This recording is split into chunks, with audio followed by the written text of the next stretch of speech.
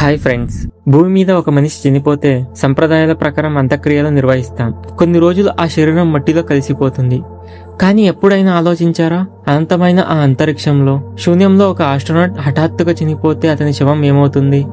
భూమి మీదలాగా అక్కడ శరీరం కుళ్ళిపోతుందా, లేక ఒక మంచుగడ్డలా మారిపోతుందా?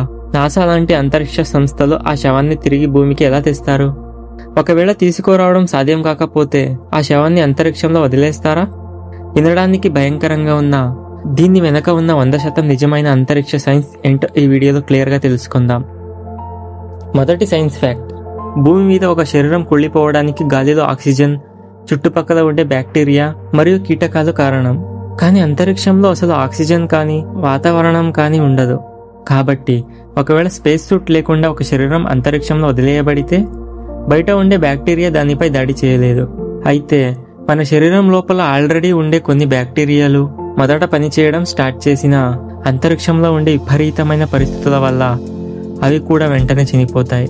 ఫలితంగా అంతరిక్షంలో శవం భూమి మీదలాగా అస్సలు కుళ్ళిపోదు. మరి కుళ్ళిపోకపోతే ఏమవుతుంది? అక్కడే అసలైన ట్విస్ట్ ఉంది.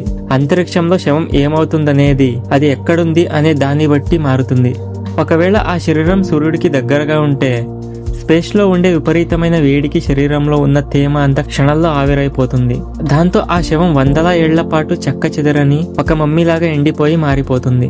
అదే ఒకవేళ సూర్యకాంతి పడిన చీకటి ప్రదేశంలో ఉంటే అక్కడ టెంపరేచర్ -270 డిగ్రీల వరకు ఉంటుంది. ఆ విపరీతమైన చలికి శరీరంలోని రక్తం కణాలు అన్ని ఒకే సెకండ్లో గడ్డకట్టుకుపోయి ఆ శవం ఒక రాతి విగ్రహం లాగా ఐస్ గడ్డలా మారిపోతుంది.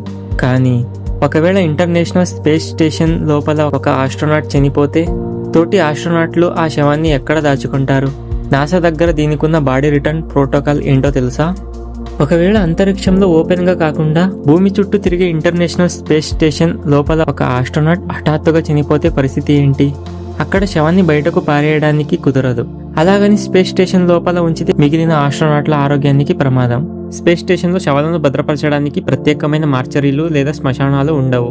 కాబట్టి తోటి ఆస్ట్రోనాట్లు ఆ శరీరాన్ని అత్యంత చల్లగా ఉండే ఒక ప్రత్యేకమైన బాడీ బ్యాగ్లో ఉంచి స్పేస్ స్టేషన్ లోపల టెంపరేచర్ తక్కువగా ఉండే ఒక ఖాళీ కార్గో ఏరియా లేదా వేస్ట్ స్టోరేజ్ రూమ్లో భద్రపరుస్తారు. వీలైనంత త్వరగా, అంటే కొన్ని వారాల్లోనే భూమికి తిరిగి వచ్చి స్పేస్ క్రాఫ్ట్ ద్వారా ఆ శవాన్ని కిందకి పంపుతారు. భవిష్యత్తులో చంద్రుడిపై లేదా అంగారకుడిపైకి వెళ్లే లాంగ్ జర్నీలో ఎవరైనా చనిపోతే శవాన్ని నెలల తరబడి స్పేస్ షిప్ లో ఉంచడం ఇంపాసిబుల్. దీనికోసం నాసా ఒక వింతైన టెక్నాలజీ రీసెర్చ్ చేస్తోంది. దాని పేరే బాడీ బ్యాగ్ సిస్టమ్. ఈ పద్ధతిలో ఒక శవాన్ని ఒక స్పెషల్ ఎయిర్ టైట్ బ్యాగ్ లో ఉంచి దాన్ని స్పేస్ షిప్ బయట ఉండే -డిగ్రీల చలిలో పెడతారు. దాంతో ఆ శరీరం పూర్తిగా గడ్డ కట్టుకుపోతుంది. ఆ తర్వాత ఒక రోబోటిక్ సిస్టమ్ ఆ బ్యాగ్ ని పూర్తిగా వైబ్రేట్ చేస్తుంది. ఆ చలికి గడ్డ కట్టిన శరీరం కేవలం కొన్ని నిమిషాల్లోనే లక్షలాది చిన్న చిన్న ముక్కలుగా, అంటే ఒక పొడిలాగా మారిపోతుంది. దీనివల్ల వందల కేజీల బరువున్న శవం కేవలం కొన్ని కేజీల పొడిగా మారి స్పేస్ షిప్ లో తక్కువ స్థలాన్ని ఆక్రమిస్తుంది. సరే, ఒకవేళ స్పేస్ స్టేషన్ నుండి ఆ శవాన్ని నేరుగా కిందకి, అంటే భూమి వైపు నెట్టేస్తే ఏమవుతుంది? అది భూమిపై పడుతుందా? 100% పడదు. ఎందుకంటే ఆ శవం భూమి యొక్క వాతావరణంలోకి రాగానే అక్కడున్న గాలిలో వచ్చే విపరీతమైన ఘర్షణ మరియు వేడి వల్ల ఆ శరీరం గాల్లోని పూర్తిగా కాలి బూడిద అయిపోతుంది. ఒక రకంగా చెప్పాలంటే అంతరిక్షంలోనే దానికి ఆటోమేటిక్ దహన సంస్కారాలు జరిగిపోతాయన్నమాట. కానీ ఒకవేళ మనుషులు భవిష్యత్తులో అంగారకుడిపై కాలనీలు కట్టాక అక్కడ ఎవరైనా చనిపోతే పరిస్థితి ఏంటి? అక్కడ శవాలను మట్టిలో పాతిపెడితే ఎలాంటి వినాశనం వస్తుందో తెలుసా?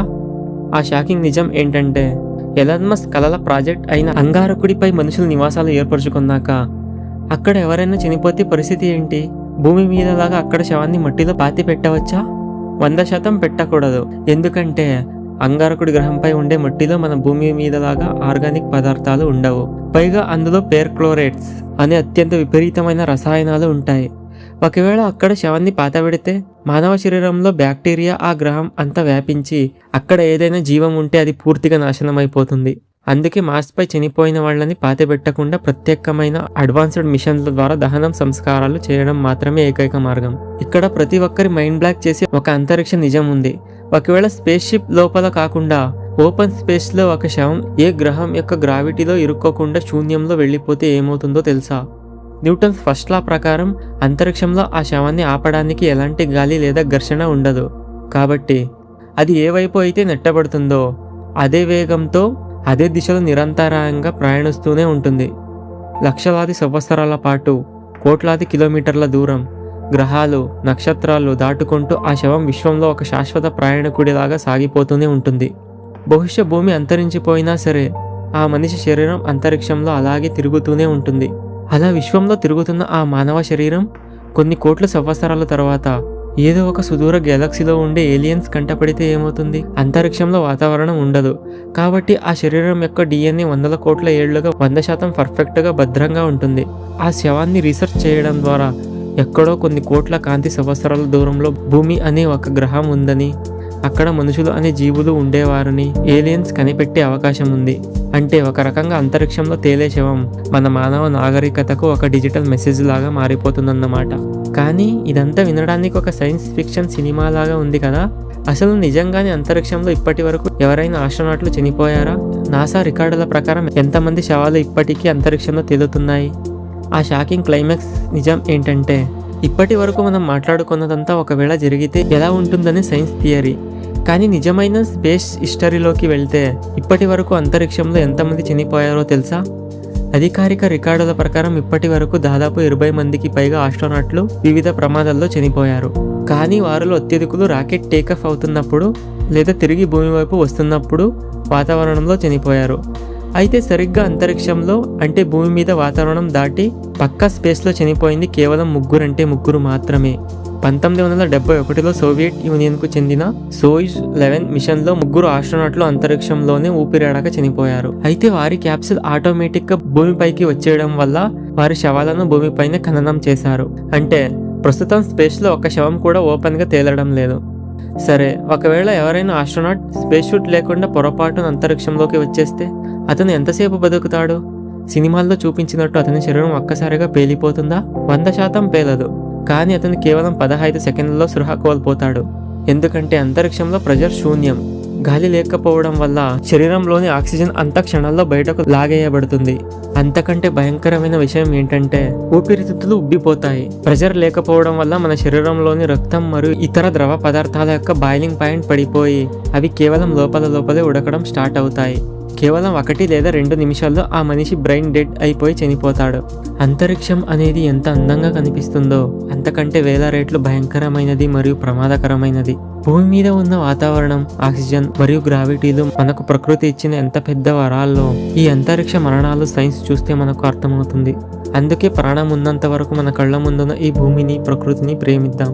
మరి అంతరిక్షం గురించి ఈ షాకింగ్ నిజాలు మీకు ఎలా అనిపించాయి? ఒకవేళ మీకు అవకాశం వస్తే మీరు అంతరిక్షంలోకి వెళ్తారా? కింద కామెంట్ చేయండి. ఈ వీడియో మీకు నచ్చితే వెంటనే లైక్ చేసి మీ ఫ్రెండ్స్కి షేర్ చేయండి. ఇలాంటి మరిన్ని mind blowing space and science mystery వీడియోల కోసం మన KG విజయస్ ఛానల్ని ఇప్పుడే సబ్స్క్రైబ్ చేసుకోండి.